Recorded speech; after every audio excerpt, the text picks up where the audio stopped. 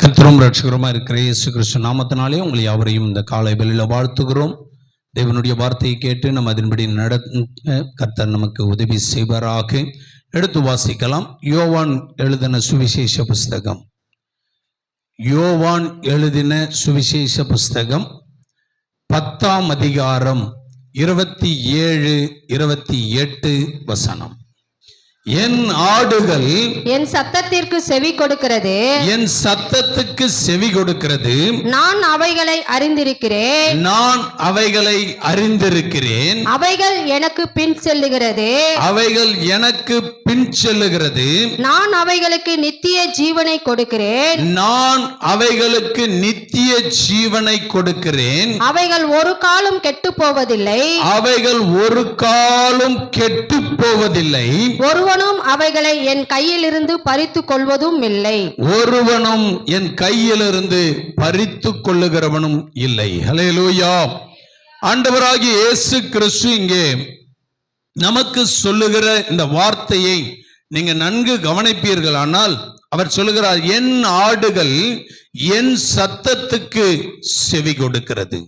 இன்றைக்கு தேவனுடைய பிள்ளைகளாய் இருக்கிற நீங்கள் தேவனுடைய பிள்ளைகள் என்பதை நீங்கள் காண்பிக்கிறவர்களாகவும் அல்லது தேவனுடைய பிள்ளைகள் என்பதை நீங்கள் மற்றவர்களுக்கு வெளிப்படுத்துகிறவர்களாய் இருப்பீர்களானால், நீங்கள் கர்த்தருடைய சத்தத்தை கேட்கிறவர்களாய், கர்த்தருடைய சத்தத்தை கேட்கிறவர்கள் மாத்திரமல்ல, கர்த்தருடைய சத்தத்துக்கு நீங்கள் செவி கொடுக்கிறவர்களாய் இருக்கிறீர்களா என்பதை சற்று இந்த காலை வேளையில நீங்கள் நிதானித்து நீங்கள் பார்க்க வேண்டியது அவசியம். ஹல்லேலூயா, ஹல்லேலூயா.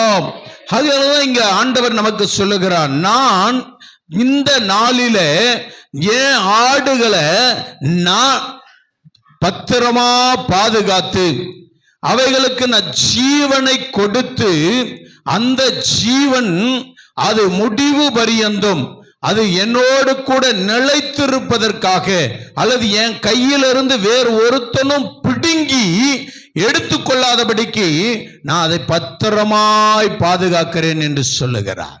அல்லேலூயா. இன்றைக்கு அதுதான் ஆண்டவர் சொல்ல, என் ஆடுகள் என் சத்தத்துக்கு செவி கொடுக்கிறது, நான் அவைகளை அறிந்திருக்கிறேன் என்று சொல்லுகிறார். அப்படியானால் ஆண்டவருடைய சத்தத்துக்கு செவி கொடுக்கிற ஆடுகளை ஆண்டவர் அறிந்திருக்கிறார். அல்லேலூயா. அவர் அறிந்திருக்கிறதை இன்றைக்கு நீங்களும் நானும் கண்டிருக்கிறோமா என்பதை சற்று நாம் நிதானிக்கணும். அவர் அறிந்தது மாத்திரமல்ல, அவைகள் அவருக்கு பின்னாக செல்லுகிறது. அது எப்போதும் பின் செல்லக்கூடிய ஆடா இருக்கிறது என்பதை ஆண்டவராகிய இயேசு கிறிஸ்து நமக்கு கற்றுக் கொடுக்கிறார். இந்த நாளிலே, இந்த காலை வேளையிலே ஆண்டவர் ஒரு உவமையை நமக்கு கற்றுக் கொடுக்கிறார். ஒரு கதையை சொல்லுகிறதை நாம் பார்க்கிறோம். அதே யோவான் எழுதின சுவிசேஷ புஸ்தகம் 10ஆம் அதிகாரம் 1 நீங்கள் 6 வசனங்களை நீங்கள் வாசிப்பீர்களானால், மெய்யாகவே மெய்யாகவே நான் உங்களுக்கு சொல்லுகின்றேன், ஆட்டு தொழுவத்துக்குள் வாசல் வழியாய் பிரவேசியாமல் வேறு வழியாய் ஏறுகிற கள்ளனும் கொள்ளைக்காரனுமாய் இருக்கிறான். வாசல் வழியாய் பிரவேசிக்கிறவனோ ஆடுகளின் மேய்ப்பனாய் இருக்கின்றான்.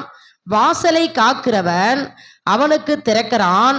ஆடுகளும் அவன் சத்தத்துக்கு செவி கொடுக்கிறது. அவன் தன்னுடைய ஆடுகளை பேர் சொல்லி கூப்பிட்டு அவைகளை வெளியே நடத்தி கொண்டு போகிறான். அவன் தன்னுடைய ஆடுகளை வெளியே விட்ட பின்பு அவைகளுக்கு முன்பாக நடந்து போகிறான். ஆடுகள் அவன் சத்தத்தை அறிந்திருக்கிறபடியினால் அவனுக்கு பின் செல்லுகிறது. அந்நியருடைய சத்தத்தை அறியாதபடியினால் அவைகள் அந்நியனுக்கு பின் செல்லாமல் அவனை விட்டோடிப்போம் என்றார். இந்த உவமையை இயேசு அவர்களுடனே சொன்னார். அவர்களோ அவர் சொன்னவைகளின் கருத்தை அறியவில்லை. அல்லேலூயா. இங்கே சீஷர்களுக்கு ஆண்டவர் அந்த உவமையை சொல்றாரு, கதையை சொல்றாரு. ஒருத்தன் ஆடு மேய்க்கிறவன் இருக்கிறான். அவங்க இடத்துல ஒரு ஆடு, ஒரு மந்தை இருக்கிறது. அந்த மந்தையான ஆடு அவன் மேய்த்து கொண்டிருக்கிற வேளையிலே அவன் மேய்த்து கொண்டிருக்கிற அவனுடைய ஆடு அவனுடைய சத்தத்தை கேட்டு அது எங்கே இருக்கிறது என்பதை அது குரல் கொடுக்கிறதாகவும் அதுக்கு பின் செல்லுகிறதாகவும் இருக்கிறது. ஆனால் கள்ளராய் இருக்கிற ஒருவேளை திருடராய் இருக்கிற ஆடை திருட வருகிறவர்கள் எப்படி வருவார்கள் என்றால் அவர்கள் வேறு வழியாய் பக்க வழியாய் அவர்கள் வருவார்கள். அவர்கள் வரும்போது அந்த ஆடுகள் அது வருகிற உபத்திரவத்துக்கு அவர்கள் விட்டு ஓடி போய் விடுவார்கள் என்று அங்க சொல்லுகிறார். அப்ப சொந்த ஆடுகளை வைத்திருக்கிறவனுக்கும் வேறொரு திருடனாய் வந்து ஆடுகளை பிடிக்கிறவனுக்கும் உள்ள வித்தியாசத்தை ஆண்டவர் இங்கே நமக்கு கற்றுக் கொடுக்கிறார். அப்படிப்பட்ட ஆண்டவர் இந்த உவமையை சொல்றார். அப்ப ஏன் ஆடுகள் ஏன் சத்தத்துக்கு செவி கொடுக்கும்? ஏன் ஆடுகள் என் சத்தத்துக்கு என்ன செய்யும்? செவி கொடுக்கும். நான் அவைகளை அறிந்திருக்கிறேன், அவைகள் எனக்கு பின்னாக செல்லும். எனக்கு பின் வரும்போது நான் அவைகளை நித்திய ஜீவனை நான் கொடுக்கிறேன், நித்திய ஜீவனை கொடுக்கிறேன் என்று சொல்லி ஆண்டவர் சொல்லுகிறார். அப்ப நித்திய ஜீவனை கொடுக்கிறவர் நம் நடுவிலே வாசம் பண்ணுகிறார் என்பதை நாம் மறந்து போக கூடாது. நம்முடைய ஆண்டவர் நம்முடைய வாழ்க்கையில ஒவ்வொரு நாளும் நம்மளை நடத்தி செல்லுகிறவர் என்பதை நாம் மறந்து போக கூடாது. அதனால்தான் தாவீது சொல்லும்போது சொன்னார், சங்கீதங்களின் புஸ்தகத்திலே 21ஆம் சங்கீதம் 1வது வசனம் சொல்லும் போது சொல்றாரு, கர்த்தர் என் மேய்ப்பராய் இருக்கிறார், நான் தாட்சி அடையேன் என்று சொல்லுகிறார். கர்த்தர் என்னை மேய்க்கிறவராய் இருந்தா நான் ஒரு நாளும் சோர்ந்து போக மாட்டேன், நான் ஒரு நாளும் பசியா இருக்க மாட்டேன், நான் ஒரு நாளும் தேவனோடு கூட இல்லாம நான் விலகி போகிறவராய் இருக்க மாட்டேன். ஏன்னா என்னை அவர் நடத்துகிறபடினாலே, அவர் என்னை மேய்க்கிறபடினாலே, அவருடைய சத்தத்தை நான் கேட்கிறபடியாலே, அவருடைய சத்தத்துக்கு நான் செவி கொடுக்கிறபடியாலே, அவருக்கு பின்னாக நான் போய்கிட்டு இருக்கிறதுனால அவர் எனக்கு அவர் ஜீவனை கொடுத்து என்னை தப்புவித்துக் கொண்டிருக்கிறார். ஹல்லேலூயா. அதுதான் இங்க சங்கீதக்காரனாகிய தாவீது சொல்லுகிறார், கர்த்தர் என் மேய்ப்பராய் இருக்கிறார், கர்த்தர் என் மேய்ப்பராய் இருக்கிறார், நான் தாட்சி அடையேன், நான் ஒரு நாள் சோர்ந்து போக மாட்டேன், நான் ஒரு நாள் வெட்கப்பட்டு போக மாட்டேன், நான் ஒரு நாளும் என்னுடைய வாழ்க்கையில இது இல்லையே என்கிற குறையோடு கூட நான் காணப்பட மாட்டேன். ஏன்னா நான் விரும்புகிறது எல்லாம் என் ஆண்டவர் எனக்கு தருகிறார். அல்லேலூயா. எத்தனை பேர் சொல்ல முடியும்? பக்கத்துல பார்த்து சொல்லுங்க, பக்கத்துல பார்த்து சொல்லுங்க. ஆண்டவர் என் மேய்ப்பரா இருக்கிறதுனால நான் எதெல்லாம் விரும்புகிறேனோ அதெல்லாம் அவர் கொடுக்கிறார். நீ என்ன மாதிரி மேய்க்கணும், என்ன மாதிரி உனக்கு மேய்ச்சல் வேணும் என்று எதிர்பார்க்கிறியோ அதை அவர் கொடுக்க அவர் ஆயத்தமுள்ளவராய் இருக்கிறார், அவர் சித்தமுள்ளவராய் இருக்கிறார்.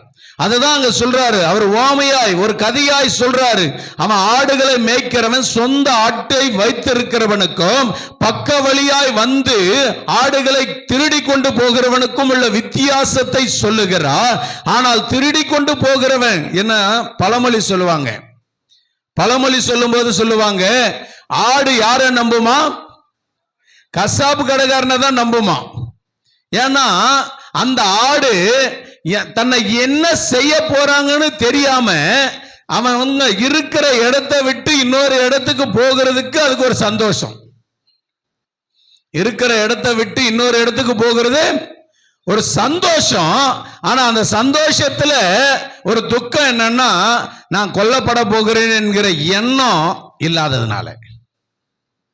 அதனாலதான் பழமொழி சொல்லுவாங்க, ஆடு யாரை நம்புதான்? கசாப்பு கடைக்காரனை தான் நம்புது, திருடனை தான் என்ன செய்யுது? நம்புது. திருடிக்கிட்டு போனோம் அப்படின்றவனை மட்டும்தான் என்ன செய்யுது? நம்புது. ஆனா ஆண்டவர் சொல்றாரு, நான் தான் உங்களுக்கு மேய்ப்பேன், நான் தான் உங்க மேய்ப்பேன். அப்ப ஆண்டவர் ஒவ்வொரு நாளும் நம்மை மேய்க்கிறவரா இருப்பார். ஆனா நம்ம ஒரு நாளும் தாட்சி அடைய மாட்டோம், நம்ம ஒரு நாளும் சோர்ந்து போக மாட்டோம், நம்ம ஒரு நாளும் வெட்கப்பட்டு போக மாட்டோம், நமக்கு ஒரு நாளும் குறைவு என்பது காணப்படாது. அல்லேலூயா. அதுதான் ஆண்டவர் சொல்லார். அங்க தாவீது சொல்லும்போது கர்த்தர் என் மேய்ப்பராய் இருக்கிறார். கர்த்தர் என் மேய்ப்பர், என்ன ஒவ்வொரு நாளும் மேய்க்கிறவர் அவர்தான். இன்றைக்கு அவர் இல்லைன்னா என்னால என் ஆடுகளை மாத்திரம் இல்ல, நான் என்னையே நான் பாதுகாத்துக் கொள்ள முடியாது. என் ஆடுகளை மாத்திரமல்ல, என்னையே நான் என்ன செஞ்சுக்க முடியாது, பாதுகாத்துக் கொள்ள முடியாது. ஏன்னா அவர் தான் என்ன மேய்க்கிறவர். என்ன மேய்க்கிறதுனால, என்ன அவர் நடத்திக்கிட்டு போறதுனால, எனக்கு அவரை செவி கொடுத்து அவருடைய செவியை சாய்க்கிறதுனால நான் இந்த நாளில என் ஆடுகளை நான் மேய்ச்சிக்கிட்டு இருக்கிறேன். அதான் தாவீது சொல்றாரு. அப்போ தேவனை தொழுது கொள்ளுகிறவர்களுக்கு இருக்க வேண்டிய ஒரு சில காரியங்கள், தேவனோடு நடக்க வேண்டியவர்களுக்கு ஆண்டவர் கற்றுக் கொடுக்கிற காரியத்தை இன்றைக்கு நம்முடைய வாழ்க்கையில நாம் சரியாய் புரிந்து கொள்ளுதலும், அதன் வழியாய் சரியாய் நடக்கிறதிலும் நாம் சரியாய் இருப்போமானால் கர்த்தர் நம்மோடு கூட இருந்து அவருடைய சத்தத்தை கேட்க பண்ணுகிறவராகவும் அவருடைய சத்தத்துக்கு நாம் செவி கொடுக்கிறவர்களாகவும் இருக்க முடியும் என்பதை ஆண்டவர் நமக்கு வலியுறுத்துகிறார். அல்லேலூயா. அப்ப கர்த்தருடைய சத்தம் எப்படிப்பட்டதா இருக்கிறது? அப்ப கர்த்தருடைய சத்தம் நமக்கு கேட்கிறதா? கர்த்தருடைய சத்தம் நமக்கு கேட்குதா? நம்ம சத்தத்தை ஆண்டவர் கேட்கிறார். நம்ம சத்தத்தை ஆண்டவர் கேட்கிறார். வேதத்தில் அநேக நபர்களை சொல்ல முடியும். ஏன், ஆதியில இருந்த நம்முடைய ஆதி தகப்பனாகிய ஆதாம் கூப்பிட்ட வேளையில, கூப்பிட்ட நேரத்துக்கு ஆண்டவர் கடந்து வந்தார். நீங்க படிச்சீங்கன்னாக்கா 1ஆம் அதிகாரத்திலேயே அது குறித்து சொல்லப்படும். எல்லாவற்றையும் சிருஷ்டித்தவர், சிருஷ்டித்து சிருஷ்டிப்பை அதை ஆண்டு கொள்வதற்கு மனிதனையும் சிருஷ்டித்து, மனிதனை ஆண்டவர் எல்லாவற்றையும் மனிதன் கையில கொடுத்த பிறகும் ஆனால் எல்லாவற்றையும் ஆண்டு கொள்ள தவறி போனான். காரணம், அவர் சத்தத்தை கேட்க மறந்து போனான். அவர் சத்தத்தை கேட்க மறந்து போனதுனால அவர் வைத்த எதையும் அவனால் சுதந்தரித்துக் கொள்ள முடியல. அதை சுதந்தரித்துக் கொள்ள முடியாததுனால அவன் தோட்டத்தை விட்டு வெளியேற்றப்பட்டவனாய் காணப்பட்டான். எனக்கு ஆடுகளாகிய நாம் நம்முடைய மேய்ப்பனாகிய ஆண்டவருடைய கரத்திலே நாம் இருப்போமானால், அந்த மேய்ப்பனுடைய சத்தத்துக்கு நம்ம கீழ்ப்படுகிறவர்களாய் இருப்போமானால், அவருடைய சத்தத்துக்கு நம்ம செவி சாய்க்கிறவர்களாய் இருப்போமானால், நாம் ஒவ்வொரு நாளும் நம்முடைய தோட்டத்தில் நமக்கென்று வைக்கப்பட்டிருக்கிற, நமக்கென்று நாட்டப்பட்டிருக்கிற தோட்டத்தில் நாம் நிலைத்து நிற்கிறவர்களாய் இருக்க முடியும். அல்லேலூயா. பக்கத்துல பார்த்து சொல்லுங்களேன், நமக்கு மேய்ப்பன் இருக்கிறார். அந்த மேய்ப்பனை நீ சார்ந்து இருப்பன்னா உன் தோட்டத்தில் நீ நிலைச்சிருப்ப. ஹலோ, புரியுதா? பக்கத்துல பார்த்து சொல்லுங்க, நிலைச்சு இருக்கணும்னா அவருடைய சத்தத்தை கேட்கணும். அவர் சத்தத்தை கேட்கணும். அந்த சத்தத்தை கேட்கிறவங்களா இருக்கணும். அந்த சத்தம் கேட்குதா நம்மளுக்கு? என்ன சத்தம்? வாசிக்கலாம். ஏசாயா தீர்க்கதரிசன புத்தகம் 6ஆம் அதிகாரம் 8வது வசனம். பின்பு யாரை நான் அனுப்புவேன்? யார் நமது காரியமாய் போவான்? என்று உரைக்கிற ஆண்டவருடைய சத்தத்தை கேட்டு அதற்கு நான் இதோ அடியேன் இருக்கிறேன், என்னை அனுப்பும் என்றேன். ஹல்லேலூயா.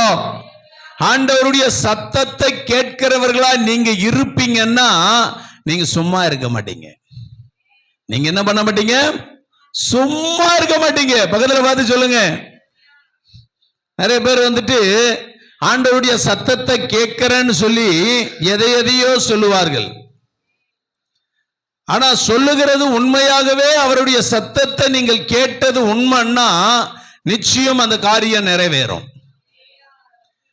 கர்த்தருடைய சத்தத்தை கேட்காமலேயே கர்த்தருடைய சத்தத்தை நான் கேட்டேன் அப்படின்னு சொன்னா அது எப்படி இருக்குன்றத கொஞ்சம் அப்படி யோசனை பண்ணி பார்க்கணும்.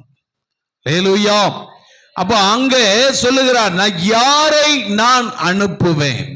அவருடைய சத்தம் எப்படி தொனிக்குது? யாரை நான் அனுப்புவேன். அப்ப கர்த்தருடைய சத்தம் உங்களுக்கு கேட்டா நம்ம அந்த சத்தத்துக்கு நாம எப்படி செவி கொடுக்கிறவர்களா இருப்போம் என்பதை இந்த இடத்துல ஆண்டவர் நமக்கு கற்றுக் கொடுக்கிறார். ஏசாயா தீர்க்கதரிசி சொல்றாரு, அவனுடைய வாழ்க்கையில அவன் இருந்த காலம் எல்லாம் உசியா ராஜாவை நம்பி இருந்தான். உசியா ராஜாவை நம்பி இருந்தான். அவன் சாப்பிடுற சாப்பாடுல இருந்து, அவன் உடுத்துற உடையில இருந்து, தூங்குற இடத்துல இருந்து, அவன் இருக்கிற செல்வாக்குகள் எல்லாம் யார நம்பி இருந்தான்?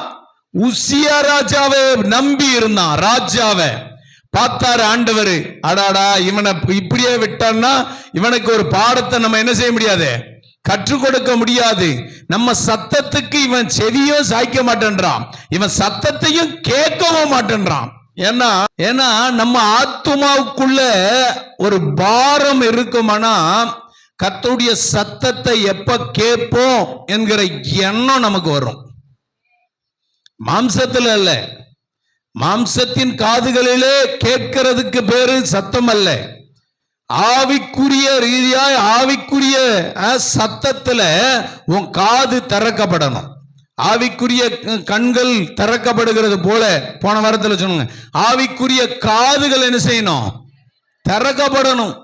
அப்ப திறந்தா அந்த சத்தத்தை நம்ம என்ன செய்வோம்?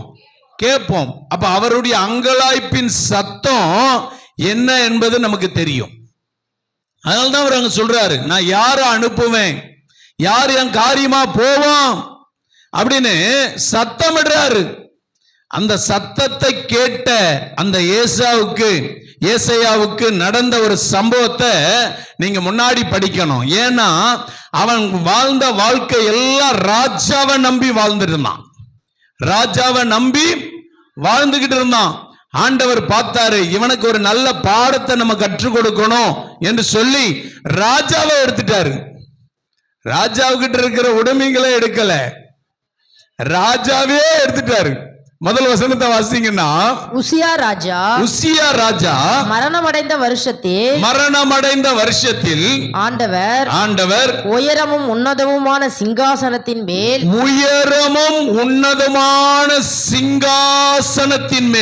வீற்றிருக்க கண்டேன். அப்பதான் தெரியுது அவனுக்கு, அப்பதான் கண்ணு திறக்குது, அப்பதான் அவனுக்கு அந்த சத்தம் என்னன்னு கேட்குது. அது வரையும் அவனால என்ன செய்ய முடியல, பார்க்கல, கேட்கல. காரணம், சோறு கண்ட இடம், நல்ல சாப்பாடு, நல்ல தூக்கம், நல்ல சொகுசான வாழ்க்கை. ஏன்னா ராஜா கிட்ட நம்ம இருக்கும்போது ராஜாவுடைய எல்லாமே நமக்கு தான். அப்ப அதனால ராஜாவுடைய சத்தத்தை நம்மளுக்கு என்ன செய்யல, கேட்கல. ராஜாவுடைய சத்தம் நமக்கு கேட்க மாட்டேங்குது, அதான் பிரச்சனையே. ஆனா இங்க ராஜாவையே எடுத்துட்டான். எடுத்த பிறகுதான் பார்க்கறான், ஐயோ இனி நம்ம வாழ்க்கை இனி ஒன்னும் நடக்காது போலகுது. அதனால இனி நம்ம ஆண்டவரை நம்ம பார்ப்போம்னு சொல்லி பார்க்கறான். அப்ப பார்க்கும் போதுதான் தெரியுது அவர் உன்னதத்துல இருக்கிறார் என்பதை. அவன் உன்னதத்துல இருக்கிற தேவனை அறிந்த பிறகு அவன் சொல்றான், 2வது வசனம் சொல்லுது, சேராபீன்கள் அவருக்கு முன்பாக நின்றார்கள். அவர்களில் ஒவ்வொருவனுக்கும் அவ்வாறு செட்டைகள் இருந்தன. அவனவன் 2 செட்டைகளால் தன் முகத்தை மூடி 2 செட்டைகளால் தன் கால்களை மூடி 2 செட்டைகளால் பறந்து ஒருவரை ஒருவர் நோக்கி சேனைகளின் கர்த்தர் பரிசுத்தர் பரிசுத்தர் பரிசுத்தர் பரிசுத்தர் பரிசுத்தர் பரிசுத்தர், பூமி அனைத்தும் அவருடைய மகிமையால் நிறைந்திருக்கிறது. ஹல்லேலூயா. அவருடைய மகிமையினால நிறைந்திருக்கிறது. அந்த மகிமையினால நிறைந்திருக்கிற அந்த மகிமையை நாம இந்த பூமியில இருந்து இன்னும் காணாம இருக்கிறோம். ஏன்னா அந்த ஏசாயா கூட இப்படிதான் இருந்தாரு. பூமியில அவருடைய மகிமை இருக்கிறதையே மறந்து போயிட்டான். ஏன்னா உசியா ராஜாவை நம்பி நம்பி நம்பி உசியா ராஜாவுடைய செல்வாக்குல வளர்ந்து வளர்ந்து அவர் படைத்த தெய்வத்தை மறந்து போனான். அவன் வந்த நோக்கத்தை மறந்துட்டான். தீர்க்கதரிசி ஏசாயா அவங்க யாரு? தீர்க்கதரிசி. அப்ப தீர்க்கதரிசியா இருக்க வேண்டியவன் தீர்க்க தரிசனத்துக்குரிய காரியத்துல அவன் முற்றிலுமா மறந்து போயிட்டான். மறந்து போனதுனால்தான் ஆண்டவர் அவனுக்கு ஒரு பாடத்தை கற்பிக்க வேண்டும் என்று அவன் இருந்த இடத்துல அவனுக்கு இருந்த செல்வாக்குகளை எடுக்கல. அந்த செல்வாக்கை யார் கொடுக்கிறாரோ அவனை எடுத்துட்டார். கொதிக்கிறத அடங்கணும்னா எரிகிறத பிடுங்கணுமா? கொதிக்கிறது அடங்கணும்னா கொதிச்சு மேல தெரிக்குது பாருங்க, தெரிச்சு கீழே விழுறதுக்கு அது நம்ம கிட்ட தெரிச்சு நம்ம மேல விழாதபடிக்கு இருக்கணும்னா அடியில இருக்கிற கொல்லியை என்ன செய்யணுமா? விரவ இழுக்கணும். அது இழுத்தா கொதிக்கிறது என்ன செய்யணும்? தானா அடங்கிடும். புரியுதா? அப்போ அதுதான் இங்க ஆண்டவர் செய்கிறார். இப்ப இவனுக்கு கண்ணும் தெரியல, காதும் கேட்கல, எதுவுமே செய்யப்படாத வாழ்க்கையில தான் தடுமாற்றத்துக்குள்ள ஓடிக்கிட்டு இருக்கான். தடுமாற்றத்துல ஏன்னா அவனுக்கு கண்டதெல்லாம் எல்லாமே அவனுக்கு சுகமாகுது. அப்படி இருந்ததுனால அவனுடைய வாழ்க்கையை அவன் சரியாய் அவனால் நிர்ணயிக்க முடியல. அப்படி இல்லாததுனால ஆண்டவர் பார்த்தாரு, இவனுக்கு சரியான பாடத்தை கற்பிக்கணும், பாடத்தை சொல்லணும். அதுதான் ஆண்டவருடைய வேலை. அப்ப ஆண்டவர் அவனை பார்த்தாரு, ஏன்னா இவனுக்கு கொடுக்கிறவனை முதல்ல எடுத்துருவோம். உசியா ராஜாவை என்ன செஞ்சாச்சு? எடுத்தாச்சு. எடுத்த பிறகுதான் தெரியுது இன்னொரு ராஜா வந்தாதான் பிரச்சனை என்னன்னு தெரியும். ஏன்னா பார்வோன் நமக்கு முன்னாடி இருந்ததை நீங்க போய் படிக்கணும். எகிப்து தேசத்துல யோசேப்பினுடைய வாழ்க்கையை நீங்க போய் பார்த்தீங்கன்னா, யோசேப்பு இருந்த காலத்துல இருந்த பார்வோன் அங்க இஸ்ரவேல் ஜனங்களுக்கு நன்மையை செய்து கொண்டிருந்தான். ஏன்னா யோசேப்பின் நிமித்தம். அப்போ பார்வோனும் மரித்து போயிட்டான், யோசேப்பும் மரித்து போயிட்டான்.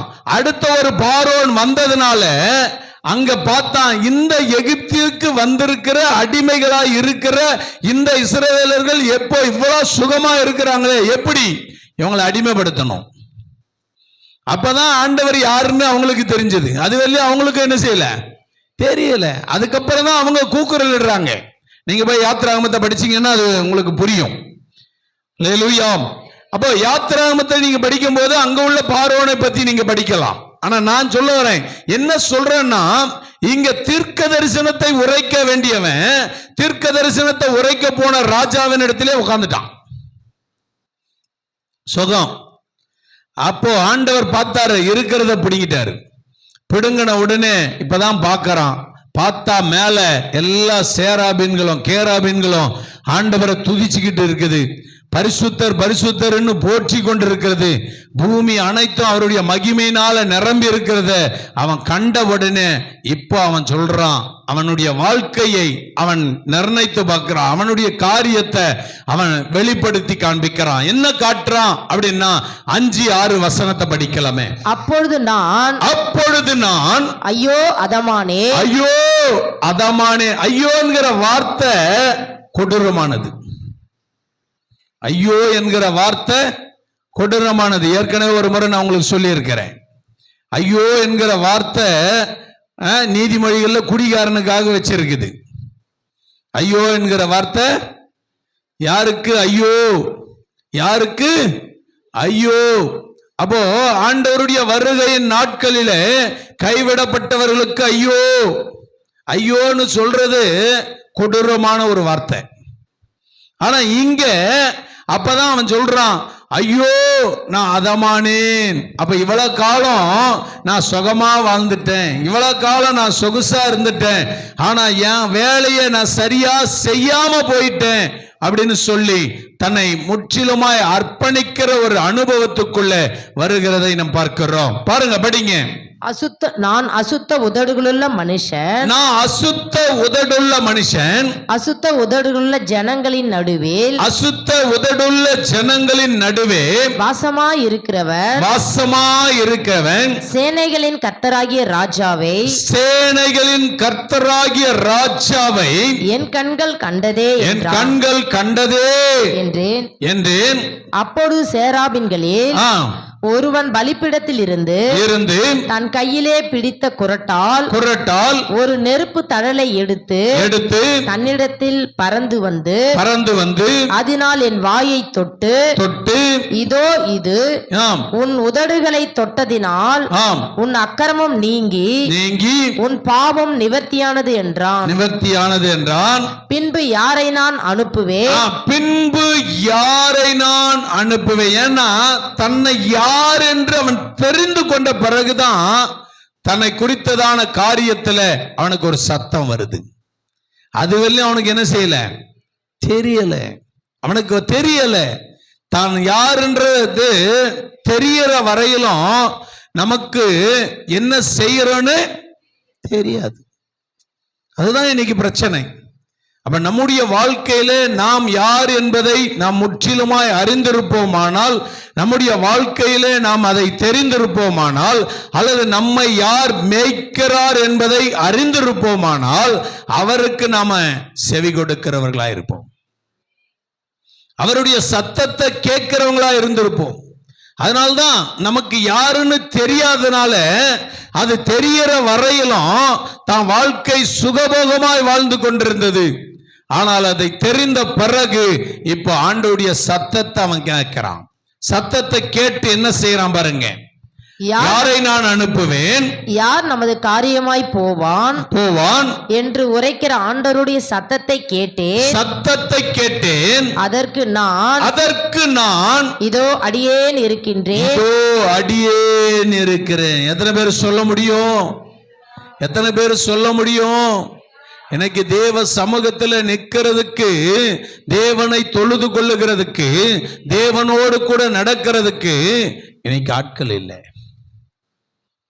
ஆனா கிறிஸ்தவர்கள் தான், எல்லாரும் கிறிஸ்தவர்கள் தான். ஆனா கிறிஸ்துவின் சத்தத்தை கேட்கிற அனுபவம் உள்ளவர்கள் ஒருத்தரும் இல்லை. அவருடைய ஏக்கம் என்ன என்பதை அறிய ஒருத்தரும் இல்லை. அவருடைய சித்தத்தை செய்ய ஒருத்தரும் இல்லை. அதனால்தான் மத்திய எழுதின சுவிசேஷத்துல போய் நீங்க படிச்சீங்கன்னா தெரியும். 7ஆம் அதிகாரம் 21வது வசனத்துல சொல்லுவாரு, நான் உன்னை அறியேன். உன்னை தெரியாதுப்பா நீ யாருன்னு. ஆண்டவரை பார்த்து சொல்லுவேன், ஆண்டவரே நான் தான் தெரியாதா, நான் தான் தெரியாதுப்பா, நான் தான் யாருன்னு தெரியாதா அப்படின்னு கேட்டா நீ யாருன்னு தெரியாது சொல்றாரு, தெரியாது. அப்ப நீ யாருன்னே தெரியாத போது அவர் என்ன செய்வார்? அவருக்கு நீ என்ன செய்ய முடியும்? யோசித்து பாருங்க. ஏன்னா நான் அடிக்கடிக்கு உங்களுக்கு ஏற்கனவே சொல்லியிருக்கேன், நம்ம முதலமைச்சரை எல்லாருக்கும் தெரியும், முதலமைச்சரை எல்லாருக்கும் தெரியும். ஆனா உன்ன முதலமைச்சருக்கு தெரியுமா? அப்ப அவர்கிட்ட போய் நான் இன்னாரு இப்படிப்பட்ட ஆளு, நான் உன்னுடைய தொண்டை அல்லது உன்னை சார்ந்து இருக்கிறேன், உனக்காக இதெல்லாம் வச்சிருக்கிறேன், இதெல்லாம் செஞ்சிருக்கிறேன் அப்படின்னு சொன்னா அவர் சொல்லுவாரு, நீ யாருன்னே தெரியாதுப்பா, நீ யாருன்னு புரியுதா? தெரியாது. அப்ப தெரியாதுன்னு சொன்ன பிறகு நீ அங்க என்ன நிக்க முடியுமா? அப்ப ஆண்டவர்கிட்டயும் அதுதான். நம்ம உலக மனிதரிடத்திலேயே இப்படி, ஆனால் உலக மனிதர்களுக்கு மத்தியிலே உன்னை யாருன்னு தெரியாதுன்னு சொல்ற நிலைமையில நீ இருக்கிறன்னா, உன் ஆண்டவர் உன்னை படைத்த தெய்வம், உன்னை மேய்க்கிற மேய்ப்பன், உன்னை அவர்களுடைய சத்தத்துக்கு செவி கொடுக்க வைக்கிறவர். ஆனா அவர் சொல்லுவாரு, உன்னை அறியேன். அது 21 கூட படிங்க. பரலோகத்தில் இருக்கிற என் பிதாவின் சித்தத்தின்படி செய்கிறவனே, பரலோகத்தில் இருக்கிற என் பிதாவின் சித்தத்தின்படி செய்கிறவனே பரலோக ராஜ்யத்தில் பிரவேசியானே அல்லாமல், பரலோக ராஜ்யத்திலே பிரவேசிப்பானே அல்லாமல், என்னை நோக்கி கர்த்தாவே கர்த்தாவே கர்த்தாவே கர்த்தாவே என்று சொல்லுகிறவன் அதில் பிரவேசிப்பதில்லை. அந்நாளில் அநேகர் என்னை நோக்கி கர்த்தாவே உமது நாமத்தினாலே தீர்க்க தரிசனம் உரைத்தோம். நாங்க உங்க நாமத்தினால என்னத்தை உரைத்தோம்? தீர்க்க தரிசனம் உரைத்தோம். இப்ப ஏசாயா சொல்ற கதையா போயிடும். ஏசாயா யாரு? தீர்க்கதரிசி. ஏசாயா யாரு? தீர்க்கதரிசி. தீர்க்க தரிசனத்தை சொல்ல வேண்டியவன் போய் சுகமா ராஜாவுக்கு கூடவே உட்காந்து நல்லா இருந்துட்டு சுகமா இருக்க ஆரம்பிச்சிட்டான். இப்ப ஆண்டவர் பார்க்கிறாரு, ஐயோ என் தீர்க்க தரிசனத்தை என் ஜனத்தின் நடுவில் சொல்றதுக்காக இவனை அனுப்புனா இவன் போய் சுகமா இருந்துட்டானே அப்படின்னு நினைச்சு இப்ப அவர் சொல்றாரு, யாரை நான் அனுப்புவேன்? இதுக்கு மிஞ்சி இன்னொருத்தனை நான் யார அனுப்புவேன்? அததான் அவர் சொல்றாரு, யாரை நான் அனுப்புவேன்? யார் என் காரியமாய் போவோம்? ஆண்டவரை பார்த்து சொல்ற, நான் தீர்க்க தரிசனம் உரைத்தேனே, நான் வந்துட்டு பிசாசு துரத்தனே. பாருங்க அங்க சொல்லலாம், அவன் நான் வியாதிகள் எல்லாம் சுகமாக்கனே. ஆண்டவர் சொல்லுவாரு, நான் உனப்பா தெரியாதுப்பா. ஒரே வார்த்தையில நீ தெரியாது, அறியேன் அறியேன். பக்கத்துல பார்த்து சொல்லு, உன்னை எனக்கு தெரியும், ஆனா ஆண்டவருக்கு தெரியாது. யோசித்து பார்த்துக்க. அப்ப ஆண்டவர் சொன்னாருன்னா அந்த காரியத்துக்கு தன்னை அர்ப்பணிக்கிறவர்களா இருக்கணும். அவர் சத்தத்துக்கு செவி கொடுக்கணும். அவர் சத்தத்தை கேட்கணும். முதல்ல சத்தத்தை கேட்கணும். கேட்டாதான் அதை அர்ப்பணிக்கிற ஒரு தன்மை. 9வது வசனம் சொல்லுது. ஏசாயாக்கு வாங்க. அப்பொழுது அவன் நீ போய் இந்த ஜனங்களை நோக்கி நீங்கள் காதார கேட்டோம் உணராமலோ கண்ணார கண்டு அறியாமலும் இருக்கிறீர்கள் என்று சொல். அறியாம இருக்கிறீங்கன்னு சொல்லு. ஏன்னா நீயும் அப்படிதான் இருந்த. நம்மளாம் எப்படி இருந்தோம்? நம்மளாம் அப்படியே எலும்பி அப்படியே உடனே வந்துட்டுமா கிறிஸ்துவண்டையில? எப்படிதான் இருந்தோம்? காதார கேட்டோம், கண்ணார கண்டோம், ஆனாலும் என்னவா இல்ல, உணர்வில்லாம போயிட்டோம். அப்படி உணர்வில்லாத இருந்த நம்மளையும் அவர் உணர்த்தி இங்க கொண்டு வந்து வச்சிருக்கிறார். அல்லேலூயா. அதுதான் அவர் சொல்றாரு, காதார கேட்கிறவன் இருக்கிறான், கண்ணார பார்க்கிறவன் இருக்கிறான், ஆனா இருதயத்துல என்ன இல்லை? உணர்வு இல்லை. உணர்வு இல்லாதவனா இருக்கிறதுனால நீ போய் சொல்லுப்பா, நீ போய் சொல்லு. என்ன சொல்றாரு? இந்த ஜனங்கள் தங்கள் கண்களினாலே காணாமலும் தங்கள் காதுகளினாலே கேளாமலும் தங்கள் இருதயத்தினால் உணர்ந்து குணப்படாமலும் நான் அவர்களை ஆரோக்கியமாக்காமலும் இருக்க நீ அவர்கள் இருதயத்தை கொழுத்ததாக்கி அவர்கள் காதுகளை மந்தப்படுத்தி அவர்கள் கண்களை மூடி போடு என்றார். ஆண்டவரை பார்த்து ஆண்டவர் சொல்றாரு, நீ அவங்க இருதயம் கொழுத்து போயிருக்குது, அவங்க கண்ணெல்லாம் என்னவா இருக்குது? மூடிட்டு இருக்குது. முன்னாடி என்ன இருக்குதுன்னு என்ன செய்ய மாட்டேங்குது, தெரிய மாட்டேங்குது. ஏன்னா அவங்களுக்கு அவ்வளவு சுகமா இருக்கிறாங்க, அதனால அவங்களுக்கு கண்ணு என்ன செய்ய மாட்டேங்குது, தெரிய மாட்டேங்குது. அவங்க இருதயம் கொழுத்து போயிருக்குது. இனி ஒரு சோறு போட்டா நல்லா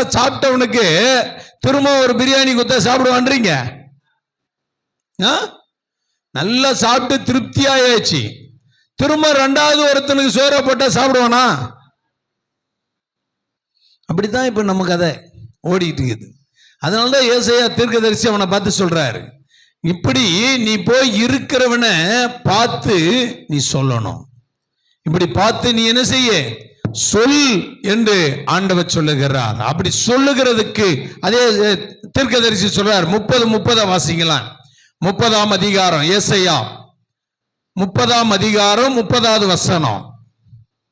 கர்த்தர் மகத்துவமானவர், கர்த்தர் மகத்துவமானவர், தமது சத்தத்தை கேட்க பண்ணி, தமது சத்தத்தை கேட்க பண்ணி, உக்கிர கோபத்தினாலும் பட்சிக்கிற அக்னி ஜுவாலையினாலும் இடி பெருவெள்ளம் கல் மழையினாலும் தமது புயத்தின் வல்லமையை காண்பிப்பார். ஆண்டவர் எப்படி காட்டுவாரா? அவருடைய வல்லமையை காட்டுவார். இன்னைக்கு நாம அவருடைய வல்லமையை அறிந்தும் அறியாத உணர்வில்லாதவர்களா இருக்கிறோம். அப்படி இருந்தா அவர் சொல்றாரு, நீங்க உணர்வில்லாத இருக்கிறதுனால என் வல்லமையை நான் காண்பிக்க வேண்டியது இருக்கும். என் வல்லமையை நான் காண்பிக்க வேண்டியது இருக்கும். அப்படி காண்பித்தா என்ன நடக்கும்னு நீங்க யாத்ராகமத்தை போய் படிக்கணும். காண்பித்தா என்ன நடக்கும்னு யாத்ராகமத்தை போய் என்ன செய்யணும்? படிக்கணும். எகிப்தியருக்கு காண்பித்தார். பார்வோன் இடத்துல மோசேயும் ஆரோனை கொண்டு கர்த்தர் செய்த காரியங்களிலே அவர் காண்பித்தவைகளை அங்கே நீ போய் படிக்கணும். யாத்ராகமத்துல போய் படிக்கணும். படிச்சேன்னா அவர் காண்பித்த வல்லமைகளை அங்கு காண முடியும். அல்லேலூயா. இன்னைக்கு தேவனுடைய பிள்ளைகளா இருக்கிற நீங்களும் நானும் அவர் சத்தத்துக்கு நாம் கேட்கிறவர்களா இருக்கணும். அவர் சத்தத்தை கேட்கிறவர்களா இருக்கணும். இரண்டாவது, அவர் சத்தத்துக்கு நாம் செவி கொடுக்கிறவர்களா இருக்கணும். சத்தத்தை கேட்கணும். அதே சமயத்துல இந்த காதுல வாங்கி இந்த காதுல விட்டுட்டு போறதுக்கு அல்ல. அவர் ஏதோ சொன்னார்ன்றதுக்காக சொன்னதை கேட்டுட்டு போறதுக்காக அல்ல. அதுக்கு செவி கொடுத்து நாம் அதை செயல்படுத்துகிறவர்களா இருக்கணும். அல்லேலூயா. அதுதான் இங்க சொல்றார். மத்தேயு எழுதின சுவிசேஷ புஸ்தகம், மத்தேயு 17ஆம் அதிகாரம் 5-6 வசனம். இதோ ஒளியுள்ள ஒரு மேகம் அவர்கள் மேல் நிழலிட்டது. இவர் என்னுடைய நேசகுமாரன், இவரில் பிரியமாயிருக்கிறேன், இவருக்கு செவி கொடுங்கள் என்று அந்த மேகத்திலிருந்து ஒரு சத்தம் உண்டாயிற்று. சீஷர்கள் அதை கேட்டு முகம் குப்புற விழுந்து மிகவும் பயந்தார்கள். ஹல்லேலூயா. நீங்கெல்லாம் யாரு? ஹலோ, நீங்கெல்லாம் யாரு? பக்கத்துல பார்த்து சொல்லுங்க. செவி கொடுக்கிறவர்களா இருப்பீங்கன்னா நீங்கள் சீஷர்கள். செவி கொடுக்கிறவர்களா இருப்பீர்கள் ஆனால் நீங்கள் சீஷர்கள். ஆனால் சீஷர்களா இருந்தா கர்த்தருக்கு பயப்படுகிற பயம் இருக்கணும். கர்த்தருக்கு பயப்படுகிற பயம் உனக்குள்ள இருக்குன்னா உன்னை ஞானவானாய் கர்த்தர் மாற்றுவார். இல்லைன்னா நம்ம நிலை எப்படிப்பட்டதா இருக்கும் என்பதை சற்று நீங்கள் போய் வேதத்துல வாசிக்கணும். அல்லேலூயா. ஏன்னா கர்த்தர் நம்மை கொண்டு செய்யக்கூடிய காரியங்களை நம்மளை கொண்டுதான் செய்வார். அல்லேலூயா. அதனால நீ செய்ய வேண்டியதை இன்னொரு ஆளு வச்சு செய்யணும்ன்றதுக்கு ஆண்டவர் வைக்கல. உன்னை கொண்டு செய்யணும்னு ஆண்டவர் வச்சிருப்பாருன்னா அதை நீ செஞ்சு முடிக்கிற வரையும் உன்னை புடமிட்டுக்கிட்டே இருப்பார். அதுக்கு நீ செவி கொடுத்தனா அதுக்கு நீ தப்பிச்ச. இல்லைன்னா உன்னை புடமிடுதலுக்கு உன்னை ஆண்டவர் உன்னை எடுத்து பயன்படுத்த வேண்டும் என்று விரும்புகிறதுக்கு நீ விலகி எவ்வளவுதான் ஓடனாலும் உன்னை விட மாட்டார். யோனாவை போய் படிக்கணும். யோனாவை போய் படிச்சீங்கன்னா தெரியும், நீ எவ்வளவுதான் ஓடனாலும் என்ன செய்ய மாட்டாரு. ஏன்னா உன்னை கொண்டுதான் ஒரு ரட்சிப்பு உண்டாகணும்னா ஆண்டவர் உன்னை கொண்டுதான் செய்வார். புரியுதா? உன்னை கொண்டுதான் காரியம் நடக்கணும்னா ஆண்டவர் உன்னை கொண்டு மாத்திரம் தான் செய்வார். அதுக்குதான் சொல்றது, தேவனை சார்ந்திருக்கிற நீங்க தேவனோடு கூட இருக்கிறதுக்கு நீங்க பழகணும். இங்க அங்க மலைக்கு அங்க கூட்டிட்டு போறார் சீஷர்களை, பேதுருவையும் யோவானையும் கூட்டிட்டு போய் அந்த மலையில ஜெபம் பண்ணும்போது அந்த ஜெபத்துல ஒரு மேகம் நிழலிடுது. நிழலிட்ட உடனே இவங்களுக்கு அங்கே இருந்தணும்னு ஒரு எண்ணம், அங்கே இருக்கணும்னு ஒரு எண்ணம். அப்படி இருந்ததுனால அங்க இருக்கிற தேவதூதன் சொன்னா, இவர் நேசகுமாரன், இவருடைய சத்தத்துக்கு நீ என்ன செய்ய, செவி கொடு. நீங்க சொல்றதுக்கு அவர் இல்ல, அவர் சொல்றதுக்கு நீங்க இருக்கணும். அது புரிஞ்சுக்கிறதுக்காக தான் வசனம். ஏன்னா நாம வந்துட்டு ஆண்டவருக்கு நாம கட்டளை போடுவோம், ஆண்டவரே நான் போறேன், நானு போறேன், எனக்கு நீங்க என்ன செய்யணும், எல்லாத்தையும் சொல்ல மாட்டேன். நீங்களாம் அப்படி கேட்கறது இல்லையோ? நான் இப்ப போறேன், ஆனா நீங்க எனக்கு என்ன செஞ்சிருங்க, எல்லாம் செஞ்சிடணும், எல்லாம் செஞ்சிடணும். இப்ப நம்ம போறது என்ன காரியம்? இது நமக்கு பிரியமானது இல்லை, இது நமக்கு தகுதியானது இல்லை, இது நமக்கு உண்டானதும் இல்லை அப்படின்னு ஆண்டவர் சொன்னா, இல்ல ஆண்டவரே நான் போனோம், ஆனா நீங்க எல்லாத்தையும் என்ன செஞ்சிருங்க, செஞ்சிருங்க. அப்புறம் வர்ற விளைவை அனுபவிக்கிறது யோசிக்கணும். நாம ஆண்டவருக்கு கட்டளை போடுறவங்க இல்லை, ஆண்டவர் நமக்கு கட்டளை கொடுக்கிறவராய் இருக்கணும். அதுக்கு நாம ஆயத்தமாகணும்.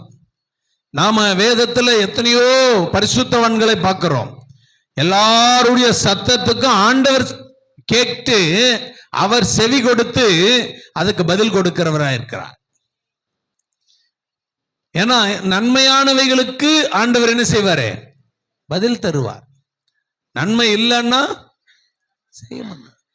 ஆண்டவர் நியாயாதிபதிகள் போய் படிச்சீங்கன்னா தெரியும், நியாயாதிபதிகள் புஸ்தகத்துல அவனவன் தன் மனம் போன போக்குல வாழ்ந்தான். மனம் போன போக்குல வாழ்ந்து தேவனை மறந்து போனதுனால தேவனே அடிமைத்தனத்துக்கு உட்படுத்துறாரு.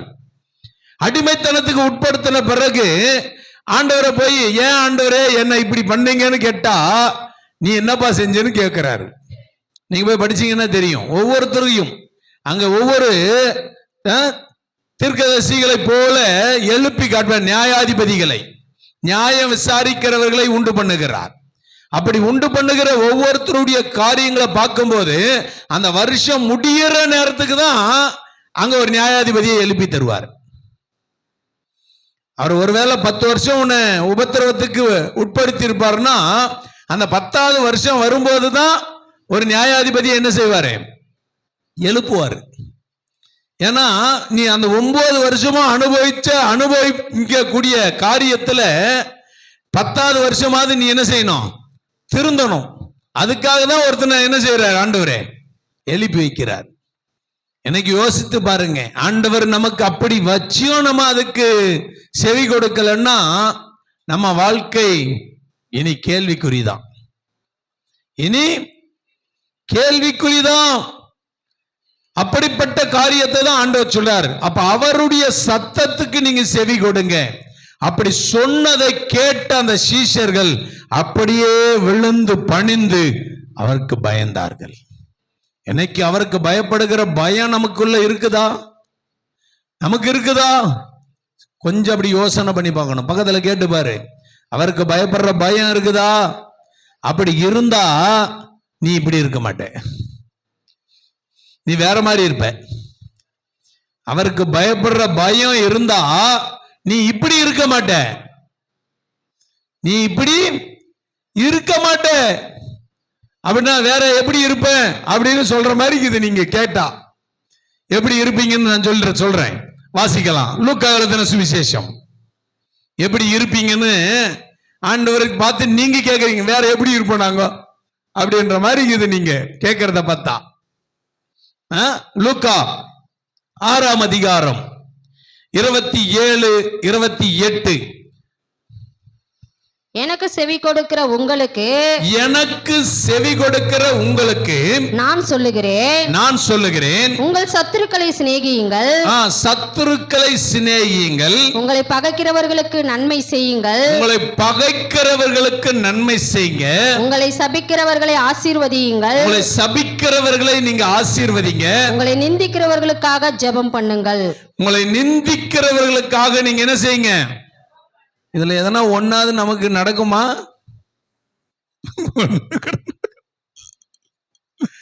ஏன்னா நம்ம தான் செவி கொடுக்கறது இல்லையே. செவி கொடுத்தா தானே இது நடக்கும். வசனம் என்ன சொல்லுது? எனக்கு நீங்கள் செவி கொடுத்தால் உங்களுக்கு நான் என்ன செய்வேன் சொல்லுவேன். அப்போ நீங்க எனக்கு என் சத்தத்தை கேட்கறதும் இல்ல, நீங்க செவி கொடுக்கறதும் இல்ல. அப்புறம் நான் எப்படி உங்களுக்கு சொல்றது? எப்படி சொல்றது? நாங்க இப்படி இருக்க மாட்டோம், வேற எப்படி இருப்போம் அப்படின்னு கேட்டதுக்காக பதில் இது. எப்படி இருப்போம்? அப்ப அவருடைய சத்தத்தை நீ கேட்கல, அவருக்கு செவியும் கொடுக்கல, கொடுக்காத போனா எப்படி இருப்ப? இப்படிதான் இருப்ப. எப்படி இருப்ப? வாசிங்க, அதே வசனத்தை வாசிங்க. இன்னும் 38 வரையும் வாசிக்கணும். எனக்கு செவி கொடுக்கிற உங்களுக்கு நான் சொல்லுகிறேன் உங்கள் சத்துருக்களை சிநேகியுங்கள், உங்கள் சத்துருக்களை சிநேகிங்க. சத்துருக்களை நீங்க சிநேகிப்பீங்களா? உங்க சத்துருக்கள் யாரு?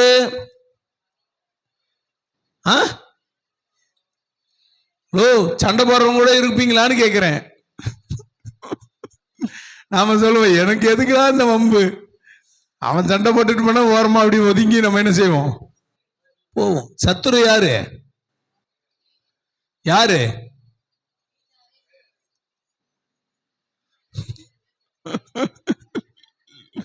நம்ம யோசனை பண்ணணும். நம்ம சபையை நீ நேசிக்கிறியா? முதல்ல அதை தெரியணும். உன் வீட்டாரே உனக்கு சத்துரு. வேதம் சொல்லுது, சத்துருவே சிநேகின்னு சொல்ற ஆண்டவர் உன் வீட்டார் யாரு?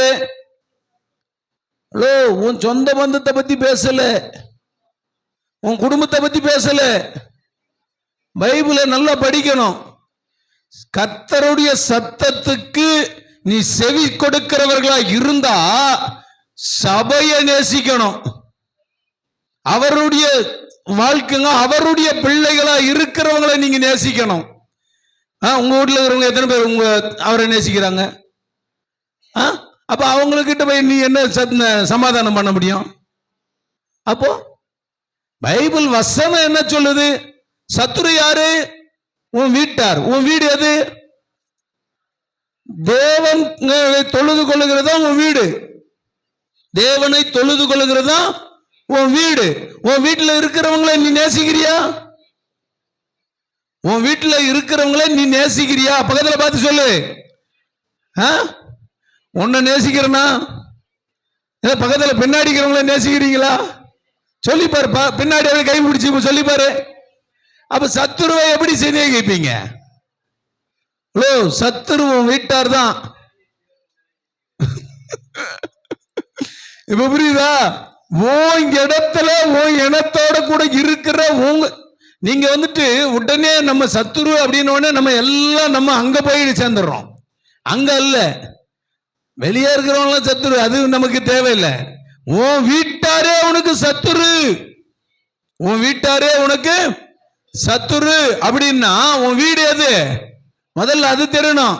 தேவனை தொழுது கொள்ளுகிற இடத்துல நீ கூடுகிறன்னா உனக்கு உன் சகோதரர்கள் உன் சகோதரிகள் அப்படி இருக்கும்போது நீங்க உங்களுக்கு இதுதான் வீடு.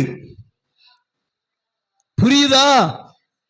நாம ரத்த சம்பந்தப்பட்டவங்களை பத்தி பேசுவோம். இப்ப ரத்த சம்பந்தப்பட்டவங்களை பத்தி பேசணும்னா எப்படி பேசுவீங்க? நம்ம வந்து உலகத்தின் காரியத்துல ரத்தத்துக்குரியது. ஏன்னா ரத்தமும் சதையும் தேவனுடைய ராஜ்யத்தை என்ன செய்யாது? சுதந்தரிக்காது. ரத்தம் வந்து சுதந்தரிக்காது. ஆனா அந்த ரத்த சம்பந்தப்பட்டதை குறித்து இங்க பைபிள் சொல்லல. அப்ப உன் வீட்டாரே உனக்கு சத்துரு அப்படின்னா, உன் வீட்டுல இருக்கிறவங்க உன் தம்பி என்ன வேணும் உனக்கு? தம்பி தான். அப்போ தம்பிய தம்பின்னு கூப்பிடாம வேற என்னன்னு கூப்பிடுவீங்க? அப்ப அண்ணன் தம்பின்றது. அப்ப இங்க சபைக்குள்ள வந்தா எல்லாருமே ஒரே சகோதர சகோதரிகள். அப்ப இது மொத்தமே என்னதா? ஒரே குடும்பம். ஒரே குடும்பத்துக்குள்ள உன்னை நீ நேசிக்கிறதுக்கு நீ ரெடியா இருக்கிறியா? அதுவே இல்லையே. அப்புறம் நீ எப்படி? அப்ப ஆண்டவருடைய சத்தத்துக்கு நீ என்ன செய்யல? கேட்கல, செவி கொடுக்கல. அப்ப எப்படி மத்தவங்களை நீ சிநேகிப்ப? மத்தவங்களை எப்படி நேசிப்ப? அதுதான் பைபிள் சொல்லுது. வாசிங்க. உங்கள் சத்துருக்களை சிநேகியுங்கள், உங்களை பகைக்கிறவர்களுக்கு நன்மை செய்யுங்கள். உங்களை பகைக்கிறவர்களுக்கு நீங்க என்ன செய்யணுமா? நன்மை செய்யணும். உங்களை சபிக்கிறவர்களை ஆசீர்வதியுங்கள், உங்களை சபிக்கிறவர்களை நீங்க என்ன செய்யுங்க? ஆசீர்வதிக்கணும். உங்களை நிந்திக்கிறவர்களுக்காக ஜெபம் பண்ணுங்கள், உங்களை நிந்திக்கிறவர்களுக்காக நீங்க என்ன செய்யணும்? ஜெபம் பண்ணுங்கள். ஜெபம் பண்ணுங்க. இது நடக்குதா நம்ம இதுல? நடக்குதான்னு தான் கேட்டேன். இப்போ நம்ம குடும்பத்துல இவ்வளவு குழப்பம் இருக்குது, இவ்வளவு பிரச்சனை இருக்குது, இவ்வளவு காரியம் இருக்குது. இதுக்கே நம்மளால ஒண்ணும் செய்ய முடியலன்னா நீ எங்க வெளியே போய் செஞ்சிடுறது? உன் வீட்டுக்குள்ளேயே பிரச்சனைய வச்சுக்கிட்டு வெளியில இன்னொருத்த வீட்டை போய் பார்த்துக்கணும்னா, உன் வீட்டுக்குள்ளேயே உனக்கு ஏகப்பட்ட பிரச்சனை இருக்குது. உன் வீட்டுல இருக்கிறவனையே உன்னால சரிப்படுத்த முடியலன்னா நீ எங்க வெளியே இருக்கிறவனை போய் சரிப்படுத்துறது? வசனம் அதான் சொல்லுது, உன் வீட்டாரே உனக்கு சத்துரு. அப்ப உன் வீட்டாரே உனக்கு சத்துருன்னா நம்ம உடனே அங்க போயிடுவோம். அங்க இல்ல, உன் வீடு இது நித்தியத்துக்குரியவைகளா இருக்குது. ஏன்னா உலகத்துல இருக்கிற வீடு கூடாரம் ஒரு நாள் அழிஞ்சு போகும். ஆனா இது ஒரு நாள் அழியாது. அதுல நீ கண்ட சகோதரத்துல அன்பு கூறாத நீ காணாத தேவனிடத்துல எப்படி அன்பு கூறுவ? ஒருத்தனை ஒருத்தன் பார்த்து ஒருத்தனை ஒருத்தன் நலன் விசாரிக்கிறதுக்கே இல்லைன்னா நீ எப்படி ஆண்டவரை போய் பார்ப்ப? சொல்லுங்க, ஆண்டவரை எப்படி பார்ப்ப? எப்படி பார்க்க முடியும்? அதுக்கெல்லாம் வாசிக்கிறோம். தொடர்ந்து 38 வரையிலும் நீங்க வாசிங்கன்னா, உன்னை ஒரு கன்னத்தில் அறைகிறவனுக்கு மறு கன்னத்தை கொடு, மறு கன்னத்தை கொடு. உன் அங்கியை எடுத்துக் கொள்ளுகிறவனுக்கு உன் வஸ்திரத்தை எடுத்துக்கொள்ள தடை பண்ணாதே. உன்னிடத்திலே கேட்கிற எவனுக்கும் கொடு. உன்னுடையதை எடுத்துக் கொள்ளுகிறவனிடத்தில் அதை திரும்ப கேட்காதே. மனுஷர் உங்களுக்கு எப்படி செய்ய வேண்டும் என்று விரும்புகிறீர்களோ அப்படியே நீங்களும் அவர்களுக்கு செய்யுங்க. நீங்க மனுஷன் என்ன செய்யணும்னு விரும்புறானோ அவன் செய்கைக்கு தக்க செய்கையை நீங்க செய்யணுமா? எப்படி செய்யணுமா? மனுஷர் எப்படி செய்யணும்னு விரும்புறாங்களோ அப்படியே நீ என்ன செஞ்சிருது மாத்திரம் இல்ல, அது கீழே அப்படியே பட்டியல் போட்டு அப்படியே காமிச்சிட்டு வர்றாரு. அதுக்கு அடுத்து நீ மேல போயிட்டு படிச்சீங்கன்னா 36 இருந்து படிங்க. ஆகையால் உங்கள் பிதா இரக்கமுள்ளவராய் இருக்கிறது போல நீங்களும் இரக்கமுள்ளவர்களாய் இருங்கள். மற்றவர்களை குற்றவாளிகள் என்று தீர்க்காதிருங்கள். மற்றவர்களை குற்றவாளிகள் என்று என்ன செய்யாதீங்க? தீர்க்காதிருங்க. மற்றவங்களை பார்த்து என்ன செய்யாதீங்க? குற்றவாளின்னு தீர்க்காத. ஏன்னா நமக்குள்ளே ஏகப்பட்ட பிரச்சனை இருக்குது. நம்மளே குற்றவாளிகளா இருந்து குற்றத்தை செய்கிறவர்களா இருக்கும்போது அவருடைய சத்தத்துக்கு அவருடைய செவிக்கு நாம சாய்க்கிறவர்களா இருந்தா, கேட்டு செவி கொடுக்கிறவர்களா இருந்தா நாம ஒருத்தரையும் என்ன செய்ய மாட்டோம்? குற்றப்படுத்த மாட்டோம். அதுவும் ஒரு சொன்னார், அப்ப எனக்கு நீங்க செவி கொடுக்கிறது உண்மைன்னா நீங்க ஒருத்தரையும் என்ன செய்ய மாட்டீங்க, குற்றவாளிகளா? உன் வீட்டாரே உனக்கு சத்துரு தான். உன் வீட்டுல இருக்கிறவங்களே சத்துருவா இருந்தாலும் உன் வீட்டுல இருக்கிறவங்களே நீ குற்றம் கண்டுபிடிக்கிறது நல்லதா? யோசித்து பாருங்க. அதுக்குதான் ஆண்டவர் நமக்கு கற்றுக் கொடுக்கிறார். ஆம். அப்பொழுது நீங்களும் குற்றவாளிகள் என்று தீர்க்கப்படாதிருப்பீர்கள். தீர்க்கப்படாதிருப்பீங்க. அப்ப நீங்க மற்றவனை பார்த்து குற்றவாளின்னு சொன்னா நீயும் யார்தான்? குற்றவாளி தான். ஒரே குடும்பத்துல இருந்து நீ உன் குடும்பத்துல இருக்கிறவனையே நீ குற்றவாளின்னு சொன்னா நீயும் யார்தான்? அதோட தொடர்பு தானே. இப்போ ஒரு வீட்டுல சம்பாரிச்சு எல்லாம் திருடி எடுத்துட்டு வந்து கொடுக்குறான்னு வச்சுங்க. குடும்பத்துல உதாரணத்துக்கு சொல்றேன், ஒருத்தன் போய் திருடி எடுத்துட்டு வந்து வீட்டுல கொடுக்கறான். கொடுத்த உடனே எங்க இருந்து எடுத்துட்டு வந்தன்னு சொல்லி அவன் சொல்லாம கொடுக்கறான். கொடுத்ததை எடுத்துட்டு வந்து நாமளும் அதை செலவிடும் போது, அதுக்கான காரியத்தை செய்யும் போது, அதுக்கான உடன் பங்காளா யாரெல்லாம் இருக்கிறார்களோ அவங்க எல்லாருமே யார் தான்? திருடன் தான். ஏன்னா திருடிட்டு வந்தவன் நான் இங்க திருடிட்டு வந்தேன்னு சொல்லல, ஆனா எடுத்துட்டு வந்து கொடுத்தது மட்டும் நமக்கு தெரியும். எடுத்துட்டு வந்து கொடுத்தது மட்டும் தெரியும். ஆனா எடுத்துட்டு வந்து கொடுத்ததை முழு குடும்பமா உட்கார்ந்து நல்லா அனுபவிக்க தெரியுது. அனுபவிச்சா திறனது யாரு? சொல்லுங்க, பங்கு எப்படின்னு கேக்குறேன். அப்ப முழு குடும்பத்தோட திருடு. அப்ப வேத வசனம் அதுதான் சொல்லுது, நீங்கள் குற்றவாளிகள் என்று தீர்க்காது இருப்பீங்கன்னா நீங்களும் குற்றவாளியா இருக்க மாட்டீங்க. நீங்க மற்றவனை பார்த்து குற்றவாளின்னு சொன்னா நீயும் குற்றவாளி தானே. அதுதான் இங்க சொல்றாரு. சொல்லிக்கிட்டு கீழே வாசிக்கிறோம், மற்றவர்களை ஆக்கினைக்குள்ளாக்கும்படி தீர்க்காதிருங்கள். அப்பொழுது நீங்களும்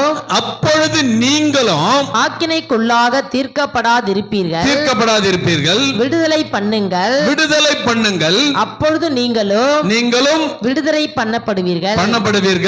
கொடுங்கள், அப்பொழுது உங்களுக்கு கொடுக்கப்படும். அமுக்கி குலுக்கி சரிந்து விழும்படி நன்றாய் அளந்து உங்கள் மடியிலே போடுவார்கள். நீங்கள் எந்த அளவினால் அளக்கிறீர்களோ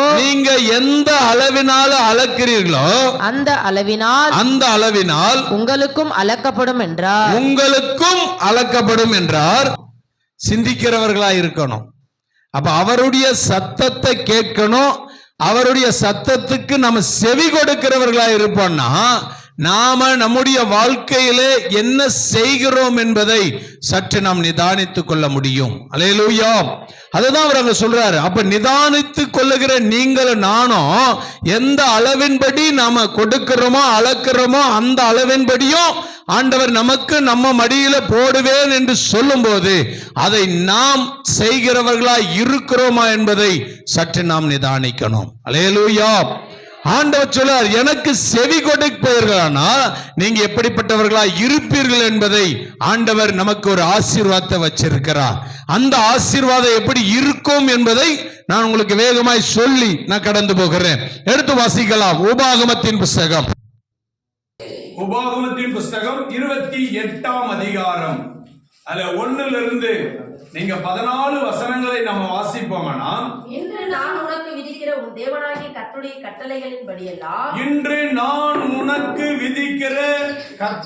கட்டளைகளின்படியெல்லாம் செய்ய நீ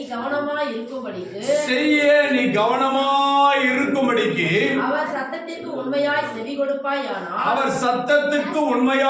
செவி கொடுப்பாயானால் உன் தேவனாகிய கர்த்தர் பூமியிலே இருக்கிற சகல ஜாதிகளிலும் உன்னை மேன்மையாக வைப்பார். அல்லேலூயா. அதுல பார்த்து சொல்லு, அவருடைய சத்தத்துக்கு நீ உண்மையா செவி கொடுக்கிறது உண்டுன்னா அவர் சொல்றாரு, இந்த பூமியில இருக்கிற சகல ஜாதிகளுக்கு மத்தியில உன்னை மேன்மையா மேன்மையா வைப்பாரு. அதுல எந்த குறையும் இருக்காது. நாம செவி கொடுக்காதனால்தான் நம்முடைய வாழ்க்கையில இன்னும் நம்ம தடுமாற்றத்துல இருக்கிறோம். நாம இன்னும் தடுமாற்றத்துல இருக்கிறோம். ஆனால் தேவனை சார்ந்து இருக்கிற நீங்களும் நானும் உண்மையா செவி கொடுப்பீங்கன்னா இந்த பூமியில இருக்கிறவர்களை காட்டிலும் ஆண்டவர் உங்களை மேன்மையாய் வைத்திருப்பார். ஹல்லேலூயா. எல்லாவற்றிலும் நீங்க வேணா டெஸ்ட் பண்ணி பாருங்க. ஆண்டவருக்குரிய சத்தத்துக்கு நீங்க செவி கொடுத்து நீங்க உண்மையா இருப்பீங்கன்னா நிச்சயம் ஆண்டவர் உங்களை இந்த பூமியில இருக்கிற சகல ஜாதி ஜனங்களுக்கு மத்தியில மேன்மையா இருப்பார். அது எந்த சந்தேகமும் இருக்காது. ஏன்னா அதை நீங்க கண்ணால பார்க்க முடியும். ஒருவேளை இன்னைக்கு இல்லாம இருக்கலாம். நீ உண்மையா இந்த நாளிலிருந்து நீ அப்படி கொடுத்து பாரு, கர்த்தர் உன்னை ஆசீர்வதிப்பார். வாசிக்கிறோம் 2 தொடர்ந்து. நீ உன் தேவனாகிய கர்த்தரின் சத்தத்துக்கு, கர்த்தருடைய சத்தத்துக்கு செவி கொடுக்கும் போது இப்பொழுது சொல்லப்படுகிற ஆசீர்வாதங்கள் எல்லாம் உன்மேல் வந்து உனக்கு பலிக்கும். ஆண்டவர் சொன்னார், உன் தலைமையில கைய வச்சு நீ சொல்லி பாரு. இப்போ ஆண்டவருடைய சத்தத்துக்கு நான் உண்மையா செவி கொடுக்கிறது உண்டுன்னா என் தலை மேல அவர் இப்ப சொல்ற ஆசீர்வாதம் எல்லாம் வந்து ஆசீர்வாதங்களுக்கு நான் பார்க்கிறோம். ஏன்னா அதுக்கு நாம பங்கு இல்லாதனால்தான் நம்ம தலைமையில வர்றதுக்கு நம்ம கிடைக்கிறது.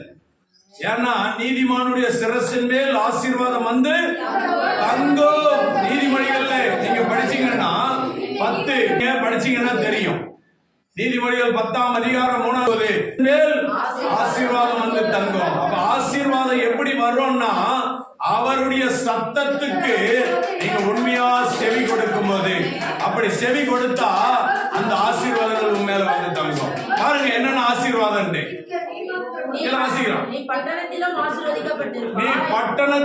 ஆசீர்வதிக்கப்பட்டிருப்பாய், வெளியிலும் ஆசீர்வதிக்கப்பட்டிருப்ப.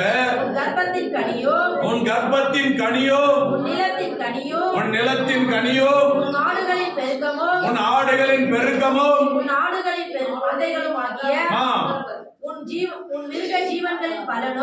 மிருக ஜீவன்களின் பலனும் ஆசீர்வதிக்கப்பட்டிருக்கும். இப்ப நீங்க வச்சிருக்கிற எல்லாம் ஆண்டவர் ஆசீர்வாதம் வாங்கி தருவார். நீ வெளியே போகும்போதும் உள்ளே வரும்போதும் நீ ஆசீர்வாதமா இருக்க. ஏன்னா கர்த்தருடைய சத்தத்துக்கு நீ உண்மையா கேட்டு செவி கொடுப்பன்னா நீ போகிற எல்லா இடங்களிலும், நீ பட்டணத்துக்கு போனாலும் சரி, நீ இங்க உள்ள இருந்தாலும் சரி, நீ எங்கெல்லாம் இருக்கிறியோ அங்கெல்லாம் நீ ஆசீர்வதிக்கப்பட்ட.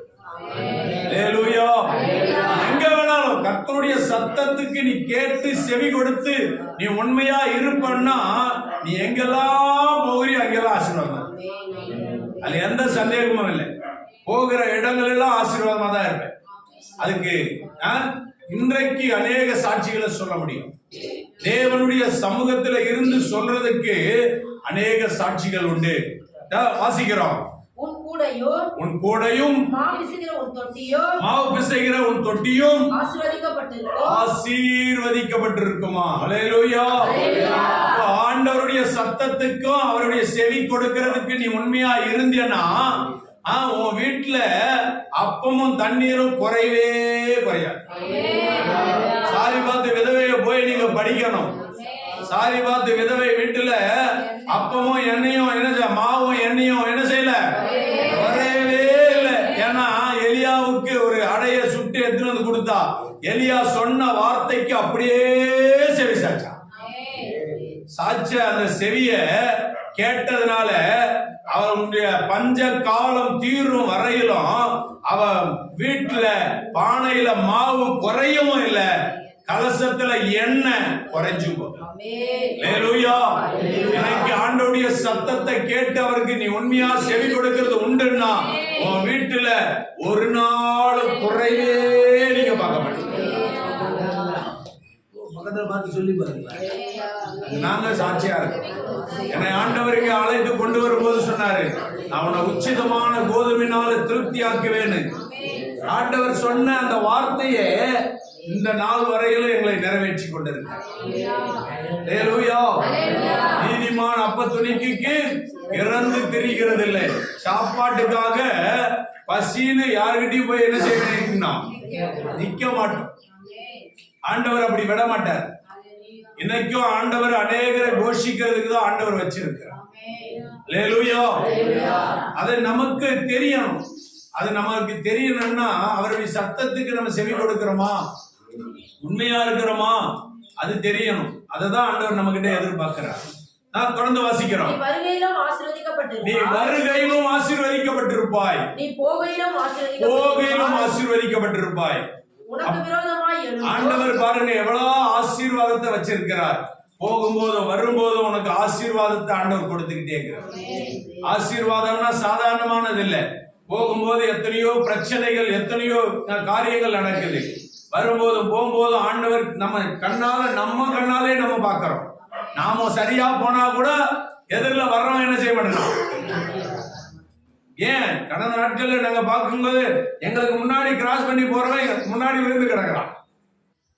ஆனா ஆண்டவர் எங்களை சுகத்தோடு பாதுகாத்து கொண்டு வந்திருக்கிறார்.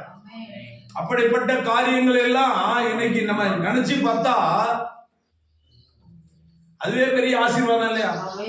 நம்ம ஒவ்வொரு நாளும் வெளியே போகும்போது உள்ள வரும்போதும் ஆசீர்வாதமா இருக்கிறோம்னா அது ஆண்டவருடைய பெரிய தயவு.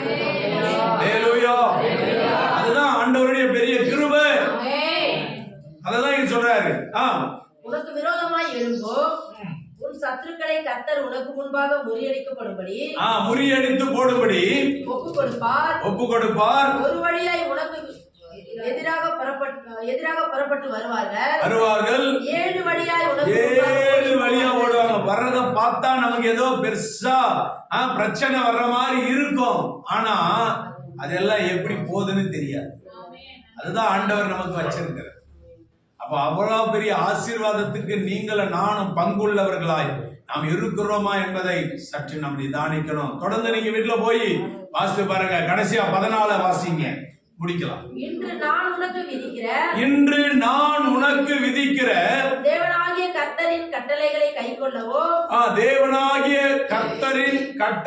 கைக்கொள்ளவும் அவைகளின்படி நடக்கவும் அவைகளுக்கு செவி கொடுத்து வந்தால் கர்த்தர் உன்னை வாளாக்காமல் தலையாக்குவார், கீழாகாமல் மேலாவாய்.